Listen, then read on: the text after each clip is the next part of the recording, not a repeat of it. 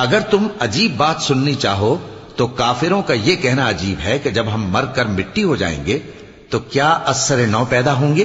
یہی لوگ ہیں جو اپنے پروردگار سے منکر ہوئے ہیں، اور یہی ہیں جن کی گردنوں میں طوق ہوں گے، اور یہی اہل دوزخ ہیں کہ ہمیشہ اس میں جلتے رہیں گے۔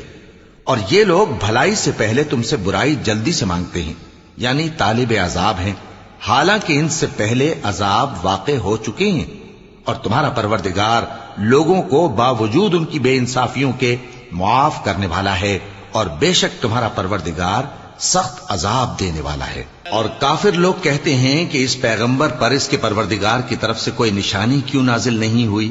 اے نبی، تم تو صرف خبردار کرنے والے ہو، اور ہر ایک قوم کے لیے رہنما ہوا کرتا ہے۔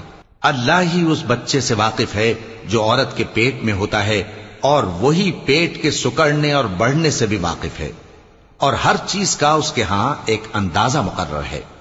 وہ چھپی اور ظاہر چیزوں کا جاننے والا ہے، سب سے بزرگ ہے، عالی رتبہ۔